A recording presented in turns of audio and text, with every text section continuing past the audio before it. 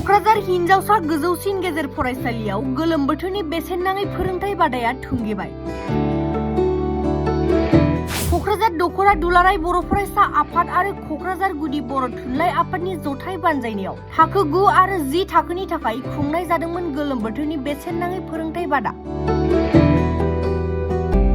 क'क्राझार हिनजावसा गोजौसिन गेजेर फरायसालियाव थाखो 9 आरो 10 थाखोनि थाखाय थांनाय 5 जुलाइनिफ्राय जागायनाय गोलोम बोथोरनि बेसेन नाङै फोरोंथाय बादाखौ दिनै मोनसे हाबाफारि खुंनायनि गेजेरजों फोजोबनाय जायो।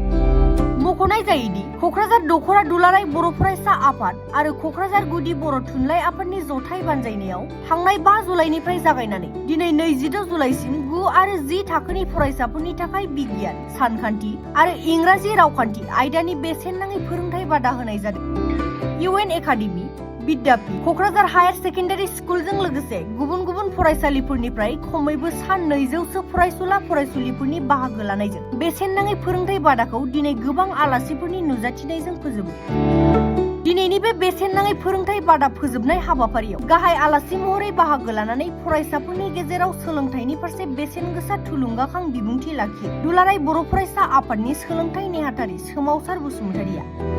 हाबाफारियावनो क'क्राझार दख'रा दुलाराय बर' फरायसा आफादनि आफादगिरि, बिबानगिरिफोर, क'क्राझार गुदि बर' थुनलाइ आफादनि आफादगिरि सुपेन चन्द्र ब्रह्मजों लोगोसे गुबुन गोबां बिबानगिरिफोर आरो बेसेन नाङै फोरोंथाय बादायाव सोलोंथाइ लानाय गासै फरायसाफोराबो बाहागो लाफैयो। नैबे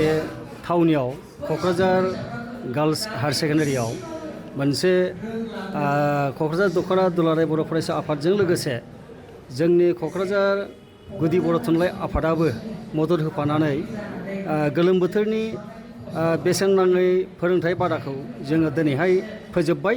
जोङो थांनाय 5 जुलाइनिफ्राय जागायजेनदोंमोन आरो दिनैहाय जोङो बेखौ फोजोबनाय मोनसे हाबाफारि लादों। बे हाबाफारियाव जोङो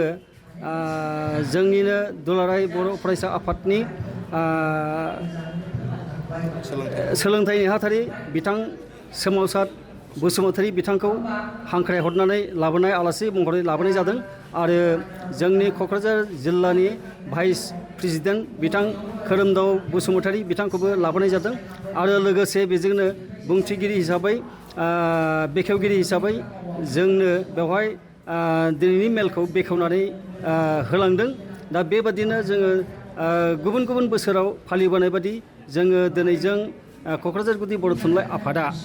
बोसोरब्रै आगान सुरबाय जे बिथांमोनजों मदद होफाबाय थाबोनाया जे जोङो जोंनि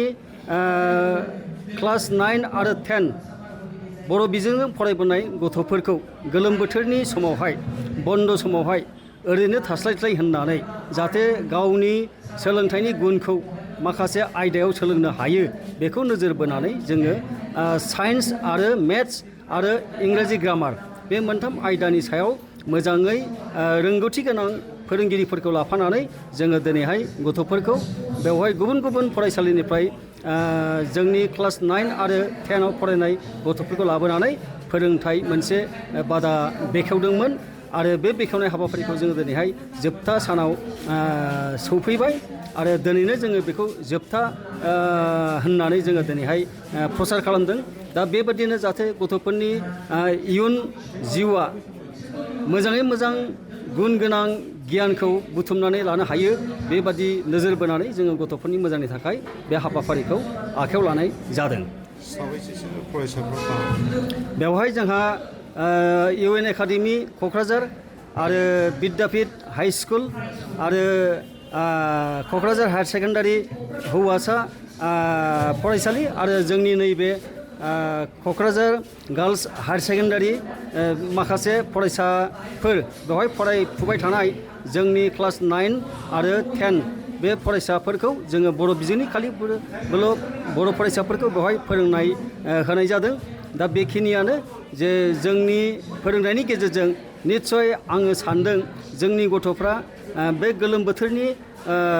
बेसेन नाङै फोरोंथाय बादा बेखेवनायाव बाहागो लाफैनानै गाव गावनि गियानखौ एसेब्लाबो बुथुमनो हादों होननानै आंहा फोथायनाय दङ आरो मा।